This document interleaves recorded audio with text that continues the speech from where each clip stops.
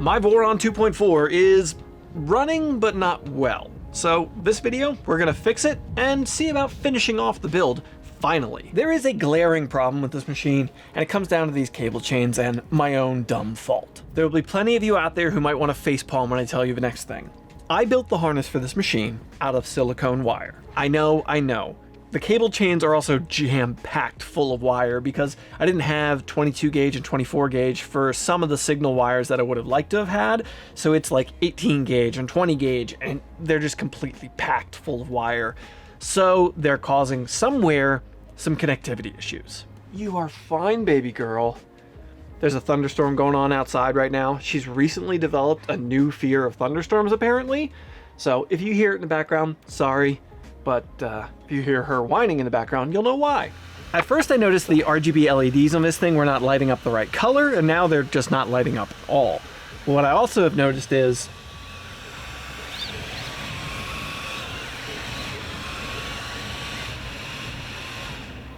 there. I can find a dead spot for the fan where the hot end fan kicks out. And if that happens in the middle of a print, or it gets worse, because it's only happening like right there now, but if it gets worse, it'll cause a major heat creep issue, especially if I start printing higher temperature materials and I get the enclosure on this thing. So in comes the BigTreeTech SB2240. Now, BigTreeTech did provide this board for this project, but they're not the sponsors of this video. That is Brilliant.org. Do you want to learn about the engineering principles that go into the design of the mechanical systems on your 3D printer, or the computer science that drives the firmware in it? Well, Brilliant is an excellent online learning platform that can help you achieve these goals and more. Both Ruby and I have been wanting to expand our knowledge bases by adding coding to our skill sets. Heck, my only formal training in coding is HTML circa 2001. That doesn't matter though. Brilliant has approachable and entertaining ways of teaching. Whatever your skill level, they have lessons customized to help you learn the way you want and at your own pace. The entry-level computer science course I've started even gives me experience points when I get a question right. This gamification of learning is a proven way to help someone like me with ADHD stay engaged and focused. Head to brilliant.org/MandicReally today and get started for free. New subscribers get a full 30-day free trial, and the first 200 of my viewers to follow that link will get 20% off Brilliant's annual premium subscription. Check it out at the link in the description to start your learning journey today. Brilliant.org/MandicReally. Now let's get back to this project. This is BigTreeTech's take on a toolhead PCB for the Stealthburner setup, and it is a CAN toolboard. So it's only going to require 4 wires to head back to the main board on this machine to send signals and control things like the extruder motor, the hot end, read the thermistor, fans, RGB, and it even has an accelerometer built onto here too for input shaper tuning. We'll talk more about this as we go. Let's get the old stuff out of the way. Of course, the major thing that has to go is the wiring. This machine does not have a breakout board on it, so there are only a few connectors up at the toolhead. Most of the wires run all the way from the toolhead to the main board, snaking around through these cable chains. So I have to undo a bunch of zip ties and cable management that I've already done and break all the wires out of the cable chains along the way. There's a lot of them. I started the toolhead, but most of these wires are going away completely. So I did have to flip the machine over and start de-cable managing and getting connections off of the main board so I could get this entire harness out of the machine. Some of these wires are going to get reused. Most of them will be replaced by the CAN system. What a mess. Now I need to get my limit switches off of their mounting. My X-axis one is moving to the toolhead, and my Y-axis one is moving to the gantry at the back of the machine. I'll show you when we get there. Next up, I need to assemble a Clockwork 2 extruder that's going to feed filament to my Stealthburner toolhead. Since day one, my machine has been running the Bondtech LGX Lite. I didn't run the Clockwork 2 at any point in mine, but the CAN toolboard interferes with the Bondtech LGX Lite.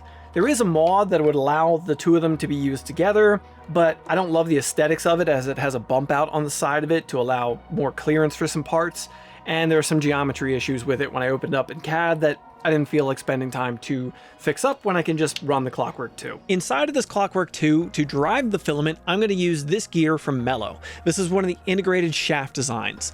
The plastic gear that drives off of the motor is machined, and then the hob gear that drives the filament and the helical cut gear that drives the other hob gear are integrated into the main shaft. All of this is in pursuit of reducing runout to increase extrusion consistency. While I'm in here making upgrades, it's time for another one. I'm going to pop out my Rapido hot end housing. This is staying, but I need to get access to the Omron proximity switch that is run for quad gantry leveling by default on this machine. That is going away in favor of Klicky Probe.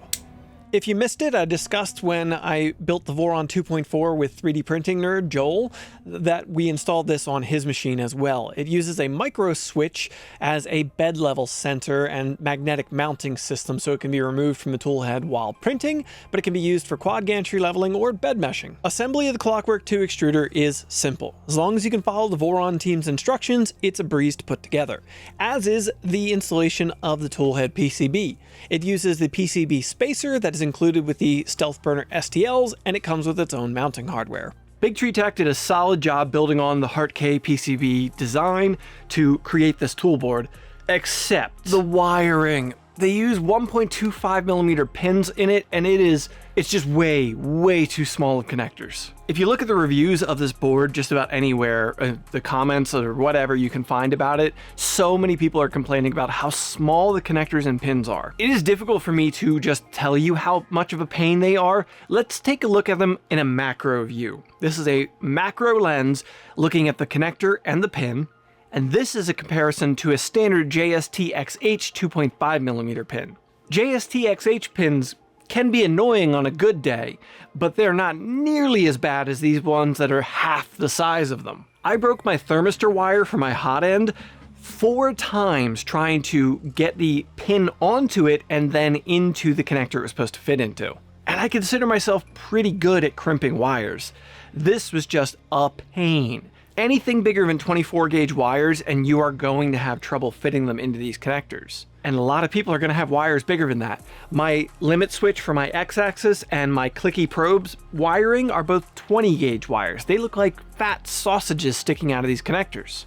Since these connections are so small, I'm going to use this stuff that Joel gave me to reinforce them. It's called Bondic. You apply it, then use a UV light to cure it. They say it can fill gaps, but they call it a glue. Seems more like an epoxy or a UV curing resin like you would use in a resin printer to me. Now comes time to mess with the Stealthburner shroud itself and change around these fans. There is a PCB that mounts to the backside of the blower fan, and all of the fans wire to this. So afterwards, I'll be able to remove this front housing of the Stealthburner without any wire disconnects. I'll just be able to unscrew it, take it off, and access things easier. But while I'm in here, I'm changing out one of the fans, the hot end cooling fan. I've got a Sunon Maglev red label fan in here right now. I'm going to be putting a Sunon Maglev green label fan in. The reason for this is the one I'm running right now is a 10,000 RPM fan, and it's annoyingly loud in my opinion. Yes, it's doing a great job of cooling my hot end, but I think this one's going to do just fine at a significantly lower sound level. A little while later, and I have a Stealthburner that can now just be removed and installed as a complete unit.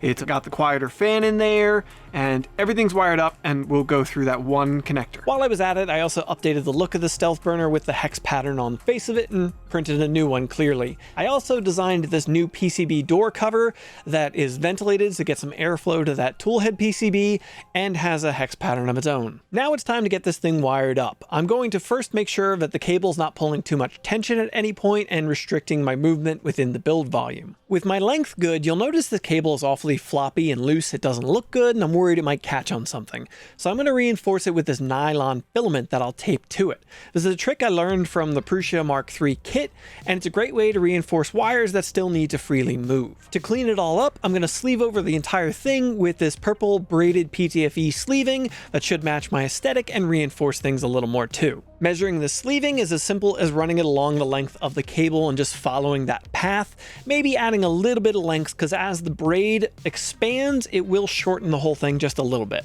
Here's a big tip about the tips of these wires. If you want to sleeve these with braided cable sleeving like I'm about to do, the ends of these are going to get caught in the weave of that and prevent it. So when I'm building a harness like this, I will temporarily cap off those wires with a piece of heat shrink.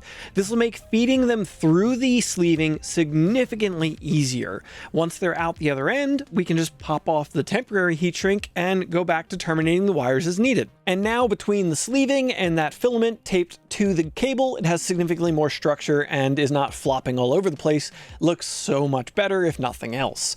It's headed from the tool head back to this new Y-Endstop relocation bracket that I designed. This mounts to the gantry of the Voron 2.4 using the original cable management screw locations. And to cap this off, I added a pair of chamber thermistors using some NTC 100Ks in these remixed brackets, one on the gantry and one behind the bed at the bottom rear of the chamber for a couple of readings. Now with all the wiring up top buttoned up, it's time to flip this thing over and get it done underneath. I've mentioned a few times that I'm going to go from the CAN board to the main board. That's not actually true in my instance. I'm going to the U2C, which is a Universal Serial Bus 2 CAN adapter board. That gets plugged via USB from my Raspberry Pi to the U2C, and then my CAN communicates off of that. The reason for this is my main board is the original Octopus Pro board that does not have a dedicated CAN port. Aside from the RJ11 jack that it has on it, I've heard really mixed results from using that, and the pinout diagram that they provide is very unclear as to how you're supposed to wire that, so I'm just not messing with it. However, before I hook up my CAN wiring, I have a few things to address. I needed to plug in my chamber thermistors to ports on the main board. Thankfully, I have plenty of them, and then notate what ports they were plugged into so I can add those to my config and get things dialed in. Also, I've had a couple of driver cooling issues. I'm not 100% what those are down to just yet, so I'm adding this specifically designed fan holder that's going to straddle over top of the Octopus Pro and cool the drivers as well as the chips on the board. Which brings us to a point where I'm actually ready to wire this CAN cable up. I'm going to leave a little extra length on this. I don't want to make it as short as I possibly can, just in case there's any issues at either end of the cable or just rerouting needs to occur. I was almost immediately glad that I left that extra because stripping back one of the signal wires, it stripped funky and I had to cut it shorter. So I ended up only putting the power and ground into the connector on the side of the U2C, and I put the CAN signal wires into the screw terminals on the end of it. It is really nice that we have a bunch of options of how to connect our CAN cables to the U2C unit, so that is a positive thing about this add-on board. Then came time to do my config work in Klipper. I was able to get the UUID off of the toolhead board following the instructions in the manual, so it was detected, but Klipper wasn't detecting it. It was a little strange. This was where I was really happy that I put a USB port on the front of this machine when I first built it. I was able to use this USB-A to C cable, plug it into that front port, and then plug it into the toolhead board to get access to that thing to update its firmware. I think I had a mismatch of the baud rate between my U2C and the toolhead board, so I just fresh reset things on the toolhead, and it immediately was picked up by Klipper after a reboot. Now's the time where I need to treat this machine like it's a brand new machine. I've got the new extruder assembly, the new toolhead board controlling things. I'm going to have to redo rotation distance, pressure advance, a lot of stuff. Which means for you folks, the rest of what I have to do could be pretty tedious and boring. It's going to be for me, so I'm going to come back when I have a finished project.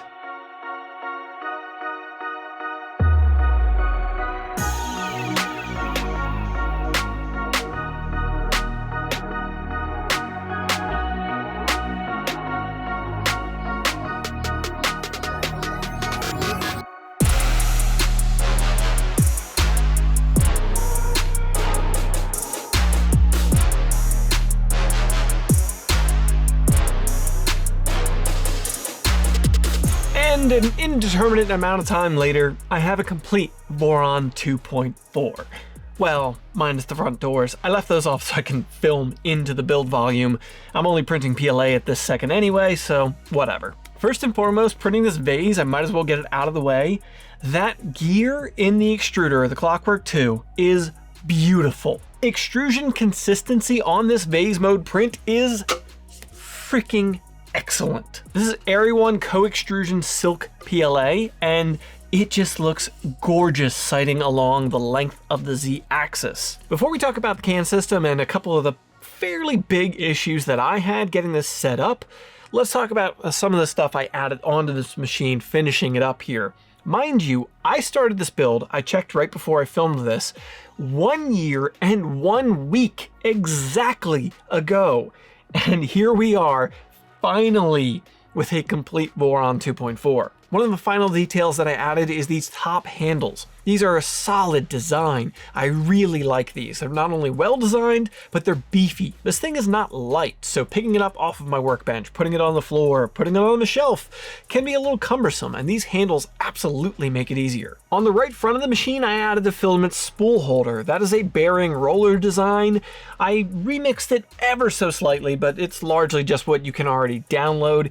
I put it there because this lives on a shelf and I like to be able to access the spool pretty easily. I feel like that's going to be the most accessible place for it. I just routed the reverse Bowden tube to feed from there, and I think it's going to work out pretty well for me. When Joel and I built his Voron 2.4, there was one thing I was pretty envious of about his build. That was his chamber lighting that he had. Now, since I moved the Stealthburner LEDs to the Toolboard, that freed up the port on my main board for lighting control. So I added a pair of 5-volt addressable RGB strips, WS2812s, to the top of my chamber, so I can use it for white lighting. I can use it for accent lighting, different colors. I can dial it in how I want to. And the last thing I want to talk about before we get to the trouble with the can board is the back panel on this machine. That is my doodle background. This is a design Ruby made for me quite some time ago. I use it in videos in the background of graphics or in live stream intros and such. I love that design, probably too much. Ruby definitely thinks I use it too much. But for this application, I went to Office Max. I had them printed out on actually 18 by 24 inch poster paper that's adhesive on the back. I used the back panel to lay out on that poster paper, cut out the outside shape of that thing, and then I stuck it to the back panel. Clearly this is a modified version of that design. We didn't want it to be so busy in the back there. It's meant to be more of a subtle detail, and I think it looks great, and it gives me some serious ideas for future projects. And now it's time to talk about the Stealthburner can toolboard that I'm running in there, the SB2209. This one in my hand, this is the 2240 I was supposed to have in this machine, but I let the magic smoke out of it. Listen, it was dumb. The long and short of it is that fan that I replaced for my hot end was a 5-volt fan. Somewhere in the whole process, I forgot, because you can adjust the fan voltages on this board to do that. So I sent 24 volts to that fan, burning it out. But that's not what burned this out. I removed the shroud, looked at the fan, and went, oh right, that's 5 volts. Luckily, I ordered a couple of those, so I just replaced the fan again, and then I went to adjust the jumpers on this board, forgetting that I hadn't powered down the machine. That's what let the magic smoke out. Fun part? It burned out the new fan that I put in. Luckily, I did order 3 of them, so the one that's in there is the last one I had. But that also meant that I had to order a new board, and the only one I could get in short order was the SB2209. But I'm kind of glad that happened. You see, the new board came with some new stuff. The 2240 that BigTreeTech sent me, they sent me this when it launched, so a couple of months ago actually. The new one that I just got off of Amazon came with wires that are pre-terminated, meaning you'll be able to pin your connectors for that board so much easier. No crimping of these tiny little terminals I was just complaining about earlier. It does mean any wiring you do to this, you're gonna have to splice to these tiny little wires, so it's still not ideal and I don't love it, but they do have another option I've discovered. They have added a 3rd CAN board now. This one is the RP2040 version of the SB2209. That has a Raspberry Pi processor on it, but that's not the star of the show. What is the JST XH plugs it has on it. I would love to have those connectors on my board, but I couldn't use it because one thing they did change about that board is they removed one of the jumpers for setting fan voltages. Currently, my part cooling fan is 24 volts and my hot end fan is 5 volts. That RP2040 version of the board, you can only set your part cooling and your hot end fan to the same voltage. So I'd have to get a 5-volt part cooling fan or go back to a 24-volt fan for my hot end to run that board. This board's working for me, so I don't need to swap it. Just letting folks know that that option exists and that caveat exists. Now, installing the new board and getting up and running was still not smooth. Installation, no big deal, though I did break my thermistor wire one more freaking time for a total of 5 times. The biggest issue that I ran into was after I got this all together, got the machine up and running, PID tuned, and was ready to start doing some test printing, I kept having it just stall out mid-print. It kept throwing timer too close errors, which most indications seem to say it's a processing issue that I couldn't quite figure out what was causing it. After some help from folks on Discord, I went round and around testing various changes to the CAN baud rate and reflashing the board. And what I ended up doing was completely reinstalling Klipper on this machine fresh. I don't know that the reinstall was what truly fixed things here. I think somebody noted that I might have had something misspelled in one of my configs, so maybe that was causing an issue, but I reflashed my MCU, I reflashed the toolboard, I reinstalled Klipper with the 64-bit version to try and be faster, which doesn't really affect speed, but who knows. Finally, my V2.4 can ascend to its rightful place on the cheap shelving unit back there, where it can become one of my most used printers. I am loving it so far, and I cannot wait to put hundreds of hours on this thing in upcoming projects. I've just got to get the doors on it so I can start printing ASA parts for the next V2.4 that I have some way different and really big plans for. Maybe stick around the channel and see that build when it happens. Overall, I am loving the CAN setup on this thing. I am so happy to have my Voron. Did I mention I'm really happy to have my 2.4 complete? Like, really? But CAN isn't for everybody, I don't think. The setup and the configuration and getting through all the steps, as I was looking for support trying to figure out my issues, I was seeing a lot of other people who seemed like they might have got in over their heads a little bit. If running and installing and configuring Klipper is a step above entry level, CAN is a step above that. So while I'm going to be installing it on numerous printers coming up in the near future, I can't recommend it for everyone, but only you are going to be able to know if it's right for you. Alright folks, I think that's where we're going to wrap it up for this one. I hope you found this video interesting. If you did, maybe you'll enjoy the original live stream of starting to build this 2.4. It's not that special, but you can see how far we've come. Or this video that YouTube thinks is best for you. Get subscribed to ensure your 3D prints don't fail. It's not a guarantee, but it can't hurt. See you folks.